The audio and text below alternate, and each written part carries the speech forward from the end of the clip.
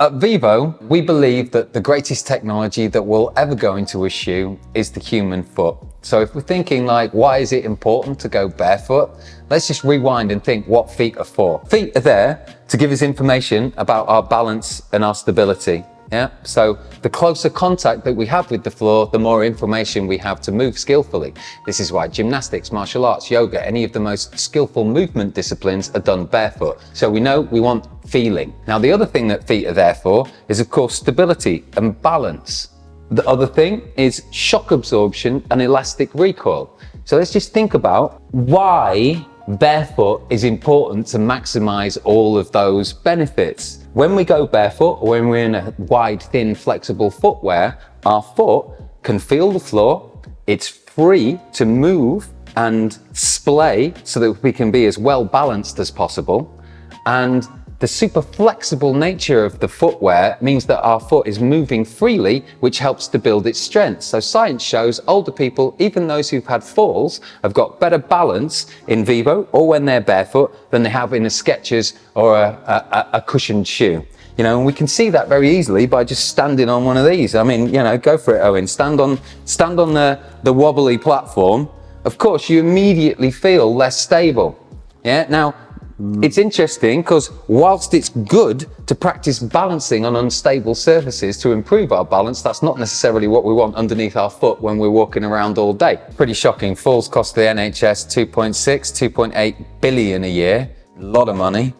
And we've done research that shows older people have better balance and physical function, as in they performed a stand up and go, a balance test, in Vivos compared to Skechers. Again, not rocket science, but you know, how do the medical world generally treat older people who are struggling for balance? By often giving them more cushioning, more support, you know, not necessarily what the science says or what people really need. So a natural foot, it's going to be widest at the toes. It's going to be stable, yeah? It's going to be shock absorbing and elastic, and it's encased in that sensory feedback blanket to give us the information about skillful movement.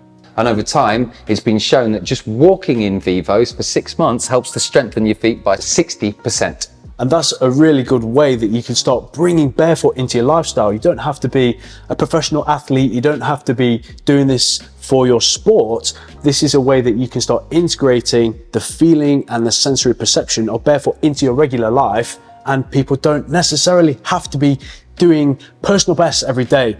The way that we interact with the ground on a daily basis is not only functional, it's strengthening, but it's also how we're evolved, like in connection with the ground. It's the most natural way to be, and that's it. Like many people think, oh, barefoot, it's gonna be uncomfortable, it's gonna hurt. So actually, but if you think about it, I mean, we don't wear a gum shield when we eat dinner, right? Like teeth are there for chewing. Feet are there for feeling and giving us information about our movement skill, about our posture and our balance. So actually, when we go back to being barefoot and no one's sleeping in their cushioned shoes, so we're all barefoot every morning when we get out of bed, you know, hopefully when we go to bed as well, and we've got better balance when we're like that. So it's a matter of how can we slowly build up the time that we're barefoot. How do I integrate some of this barefoot stuff? Or maybe you started doing barefoot and you are, you know, experiencing some of these teething issues or this transition. You've seen thousands and thousands of people's feet now. What are some of the things that you often see? And then how do you sort of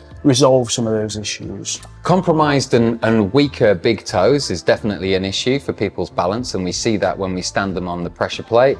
Also kind of overloading the middle ball area. Of course, the classic things like plantar fasciitis, Achilles tendonitis, these are the most prevalent foot issues. And so when people are coming into Vivo, we just really encourage them to take it easy, to reconnect with their feet, to mobilize that big toe, to mobilize the arch. Now, again, you would think that cushioning reduces impact forces, but the science shows that when we wear cushioned footwear, our leg stiffens to counteract that cushioning underneath our foot so that our foot can be stable and feel the floor. What that actually means is that we're walking with straighter knees and heels and ankles on impact, which of course is going to increase those impact forces. When we go barefoot, we tend to walk smoother and more softly, And this is the most important thing to get across to people in the first place. It is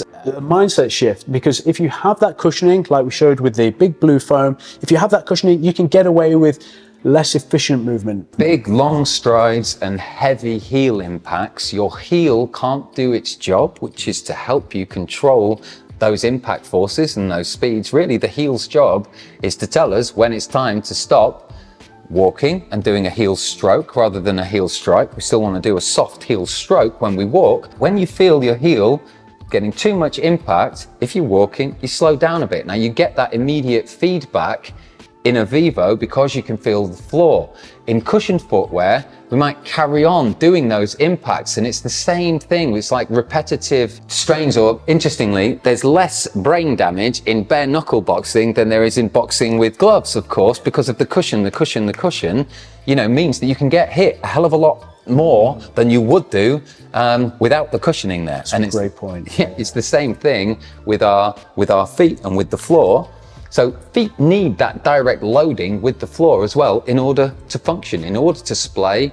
For a dedicated video detailing how to start barefoot running, or a follow along barefoot mobility video, check out the link in the description or click the card in the top right hand corner. People come into the store all the time. They're like, I've heard it's great to run and train in Vivo. We're like, yes, it is. But the first thing that we've got to do is build up our foundation. You know, if you've got particular issues with your feet, if you've got compromised big toes, if it's squashed in towards the other ones, if our ankles are weak or sort of rolled in, or equally if our arches are very rigid, you need to spend some time undoing those and improving those before or whilst we're starting to progressively increase our barefoot training. Yeah, so our progress is based on our recovery, right? So our ability to progress into barefoot training is based on our foot health. Our foot health is based on our lifetime of shoe and movement choices. Yeah. Yeah, brilliant. And that was definitely something that brought me into the barefoot world. History of playing rugby in tight, narrow shoes. And then from there, I went into climbing. So again, very tight. Yeah. So when I found that freedom of barefoot shoes, it's very difficult for me to go back to a conventional shoe. So for me, it is a positive progression. Thank you ever so much for watching. Massive shout out to Ben. Thank you, Owen. Thank you so much.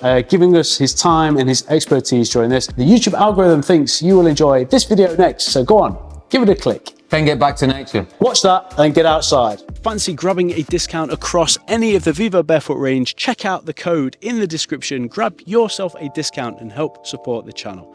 Love and peace.